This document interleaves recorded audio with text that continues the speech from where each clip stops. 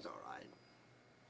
India though was tough. You had a tough time getting out of India. Well, India, the promoter wanted to hang on to us because, well, we were an extra source of revenue, and it wasn't hard to get bookings.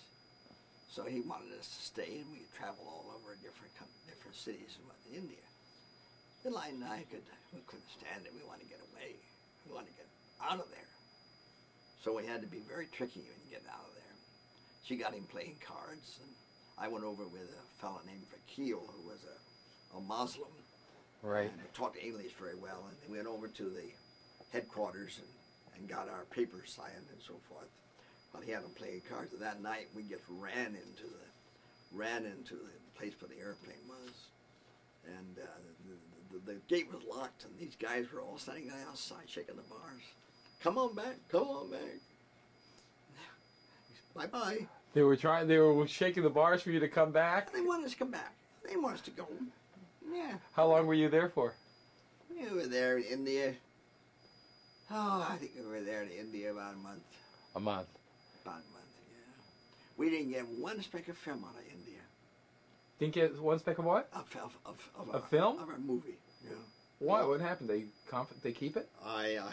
It never got out of the country. I guess it was just confiscated. Because we mailed it back to the Hollywood place where it's developed. Film got out of Taiwan, film got out of Philippines, but not one foot got out of India. Wow. And we had some pretty good stuff from India too. Did you have some good footage of people doing, the fakirs and all that? We had a guy eating a cobra. That was interesting, and we got some fake cure stuff, and we got some footage of some of the over in the park, entertaining. We got that, and we arranged to Buried Alive, and that was all photographed, and we got no footage on it at all. Yeah, it was quite a thing. Yeah. See, the Hindus in India, they have a million deities. Every saint has its own kind of following. And there was in our one that we somehow or other we got in with a fellow who was a subdue of the domes. Well, the domes were the untouchables, because untouchable philosophy kept India way back for a long time. And the British began to kill it off. But it was still, at that time, it was still somewhat there. We would go up in the elevator, and this fellow go up with us. He was a very fine man. And they wouldn't go in the elevator, the same elevator he was in. Oh, really? Oh, no. No, he was cursed. Couldn't be in the same elevator with him. Silly. It's ridiculous. But that didn't delight him go up. And he'd go in our room, and he was fine there.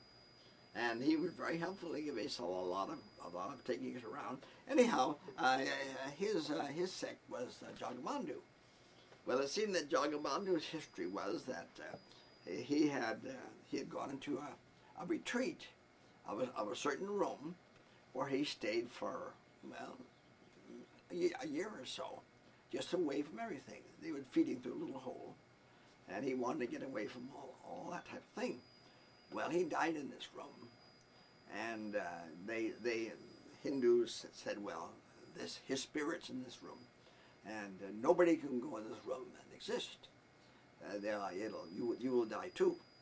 Well, Ram was the kind of daredevil, and that was just the kind of challenge he liked. See, so he was, I'll go in that room. And I'm not going to die in that room. I'm going to come out as sure as you. So he went in that room, and he stayed in that room overnight. The Hindus were all outside, hitting cymbals and crashing around, and mantras and blah, blah, blah.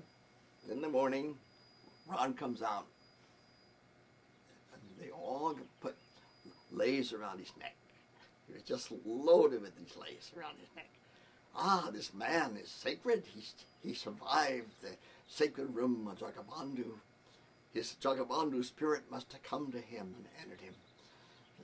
So, and then Ron comes back to this country, and the same old story you have. You're nobody. Over there, you're God. It's really a shock to your system. Yeah, it really brings you back to the reality of America. Oh my God, take it with humor. Yeah. I realize it's just how ridiculous humanity really is. Yeah, yeah. And just to enjoy the fact that you had that wonderful experience. Oh, it was just an experience, an adventure. But isn't that funny? I had, and here I had this wild adventure in the Orient, in Taiwan. The same thing. I mean, I was being worked so hard. There was so much pressures. I had nightmares every night. I was almost on the verge of having a nervous breakdown because most of the time I was there by myself. I didn't have, Ron Ormond or, my wife with me. Have some friends. I didn't have any other English people. Yeah. So sometimes I spent the whole day not hearing one word of English. I had Delight with me. That helped a lot. Yeah. I was always sorry. Delight had a few things she wanted to see that she didn't get to see, like Angkor Wat in Burma and so forth. Mm-hmm. And Ron was the kind of guy that thought, well, we are the great adventurers. We couldn't have a woman go along, but we're going to go through because if we're the daredevils to go into. A woman wouldn't be able to handle what we're going to have to handle. Well, they probably knew the woman could handle it. Yeah. That's why they didn't want to show it to anybody that they could. Right. Because we were photographing some of this stuff, So she never got to go see some of these things.